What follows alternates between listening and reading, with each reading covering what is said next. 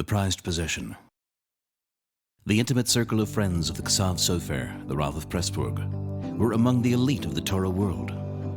This distinguished group of rabbis and friends had gathered for a Sudas mitzvah, at which various rabbis addressed the assembled guests. When the Ksav Sofer's turn to speak came, he told his audience that he had with him a treasured possession that he was ready to reveal for the first time.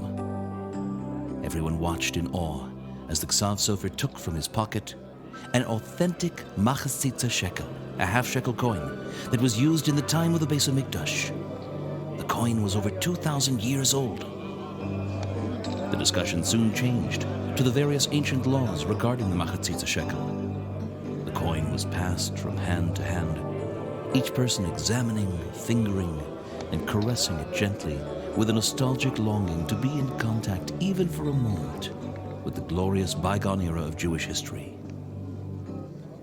The evening wore on, and after a while the Ksav Sofer, not having seen the coin for what suddenly seemed a very long time, asked that it be returned to him.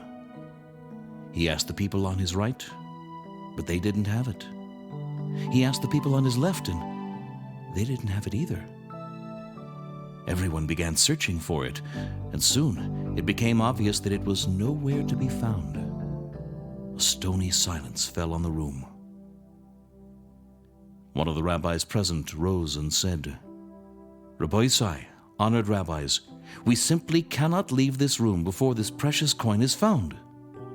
Perhaps everyone should empty his pockets. Who knows? Maybe someone inadvertently put the Maggid shekel in his pocket with some of his other coins." Nervous stillness pervaded the room.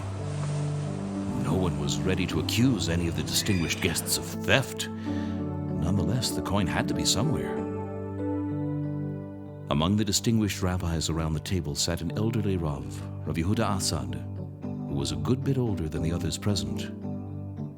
He became very pale and slowly rose from his seat as all eyes turned to him. "Honored rabbis," he began, "it is true, the suggestion of checking everyone is a good idea. But I must ask you that we wait before we check any pockets or take any action. Let us wait 20 minutes. The eyes that had turned to him with respect now betrayed surprise. He caught the other's reaction and calmly added, "I cannot explain just yet, but please be patient. Wait just 20 minutes. In deference to his seniority, they agreed. It was the last thing they had expected him to say, but they had no choice but to abide by his wishes. The time passed with quiet conversation and speculation as to why Rabbi Yehuda had made such an unusual request. As the 20 minutes came to an end, the saintly Rabbi Yehuda got up again and addressed the now apprehensive guests. "I beg your indulgence. Perhaps you consider this strange. Perhaps, maybe you even suspect me of taking the coin. But please, let us wait just 10 more minutes. I beg you. I will not ask for any more time." The rabbis and guests were perplexed and impatient. Not only was it late, but they wished to resolve the matter. Yet, once again, because of their respect for Rabbi Yehuda, they agreed to wait 10 more minutes. Time passed slowly. But after just a few minutes, the door of the room swung open, and in ran the waiter, wildly shouting that he had found the Maggid shekel among the dishes and silverware while he was cleaning the kitchen. Obviously, the coin had been placed momentarily on the table and was swept off by mistake with the soiled dishes and silverware. Laughter and joy erupted as everyone thanked the heroic waiter profusely. The Ksav Sofer was ecstatic as he beamed in relief. In the bedlam, someone went over to Rav Yehuda, and soon a crowd gathered around him. "How did you know?" someone asked. "What was your reason for waiting?" Rav Yehuda smiled softly and said in an apologetic voice, "My friends, it was surely not my intention to reveal to you what I now must. But under the circumstances, I know you will understand." And from his pocket he took out an authentic Maggid shekel.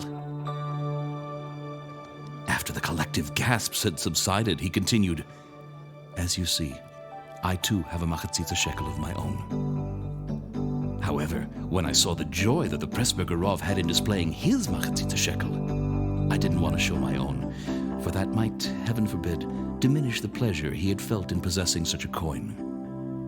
However, once the coin was missing, and the suggestion was made that everyone empty his pockets, my own machatzitza shekel would have been found. And it would have been almost impossible to try and explain that I had one before I came here. Thus, I asked for the delay and prayed that somehow the lost one would be found, and that Hashem would spare me the agony and embarrassment of trying to explain something that would be so difficult to believe.